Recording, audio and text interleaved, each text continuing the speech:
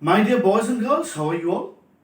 As promised earlier, welcome to Physics by RG Sir. I am Professor Dr. Rajiv Ganguly and I welcome you all to the sessions on physics. It is well believed that if you're not getting interest in the subject of physics, then you're surely not learning it from the right teacher.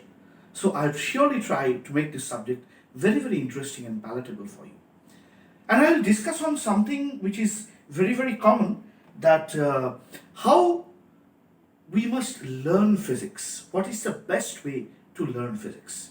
But before that, this video, of course, is aimed at plus two level students, those who are preparing physics. On one side, they are preparing it for the board exams. That's very, very vital because you have to do very well in the board exams. So that's very, very vital. But at the same time, we also have the competitive exams, as you all know, that shapes up their professional career.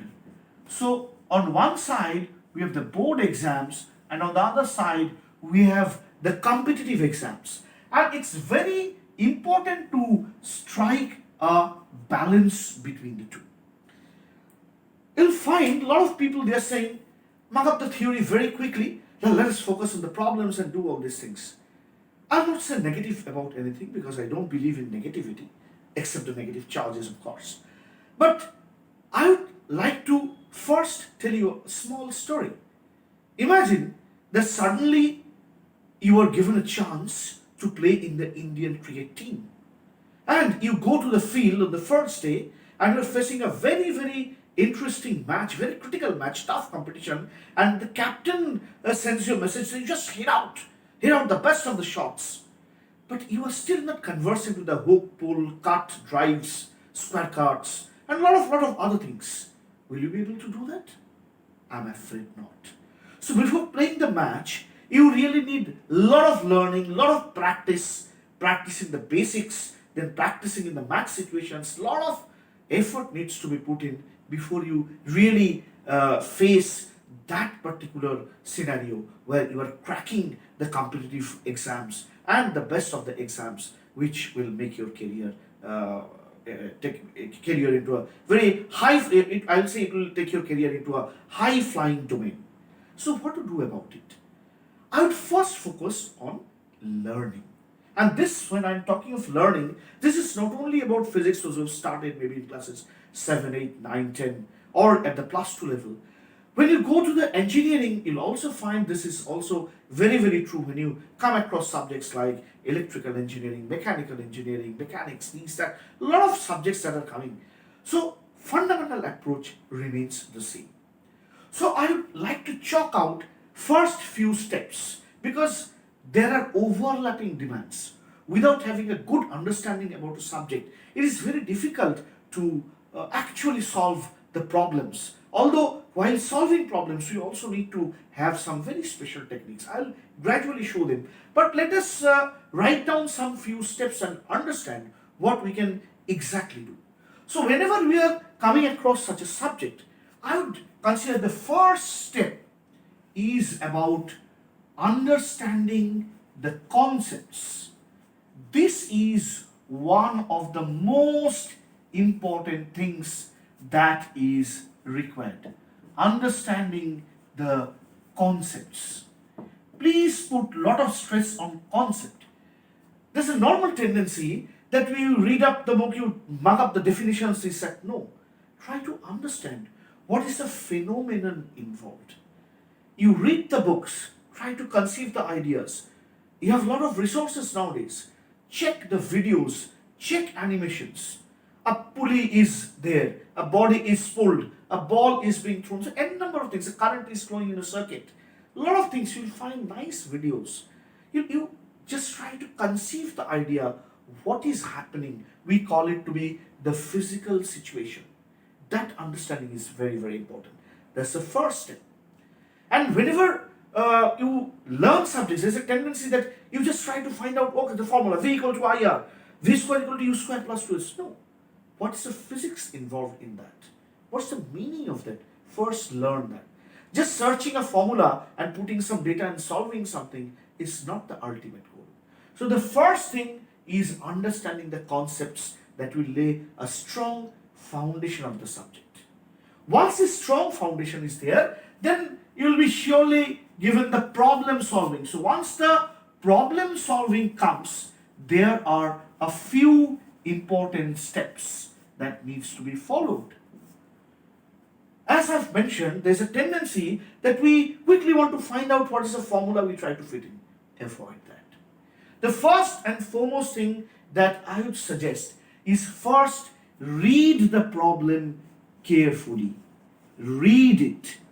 Read the problem. If required, twice or thrice, read it. And once you read it, from there, try to understand the idea behind the problem. What is the physical phenomena and what is the concept that is required? So try to link with this concept. How this theoretical concept is connected with this particular idea. Then I would suggest once you read the problem, the next thing that you try to do, try to draw a diagram. Just a figure. Try to draw a diagram or a figure. You need not be Pablo Picasso to do that. You just need to draw. Maybe say a car is moving, so you have a road.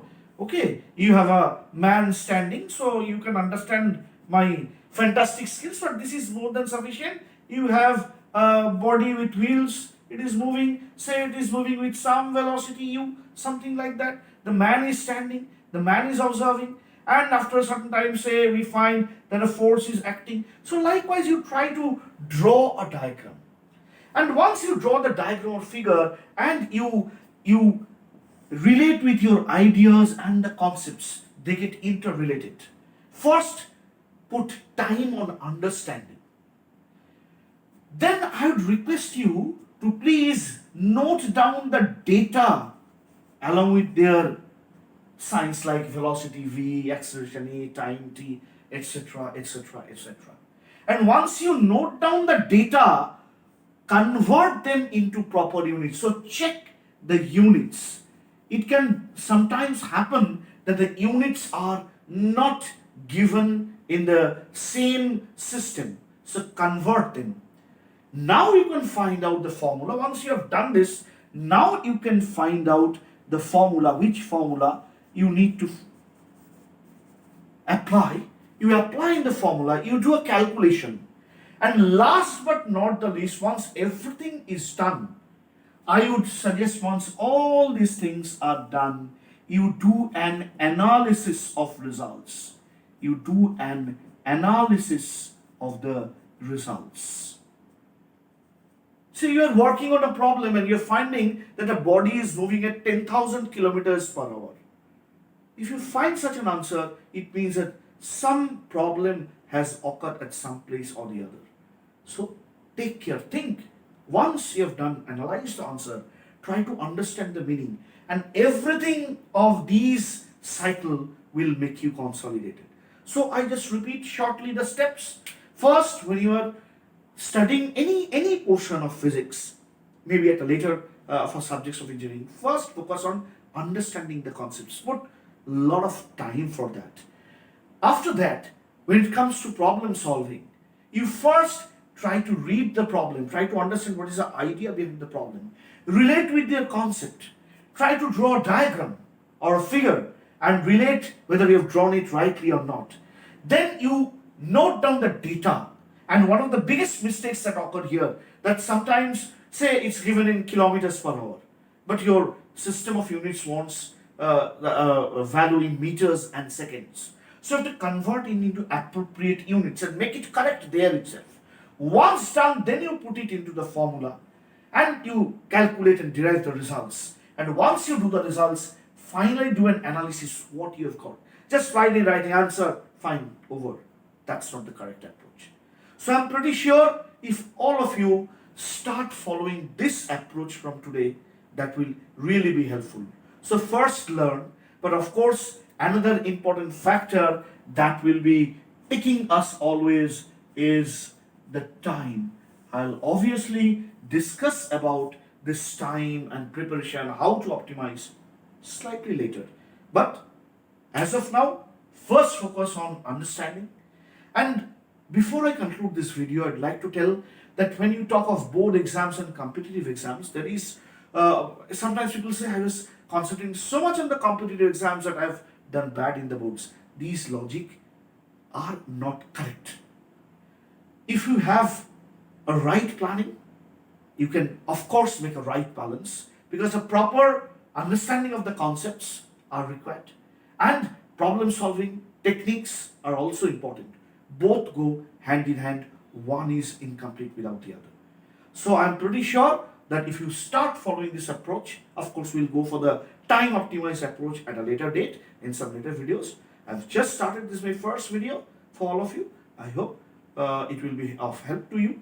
You must send me your comments and your likes if you feel that it's helping, or you can also send in your suggestions what you want from me.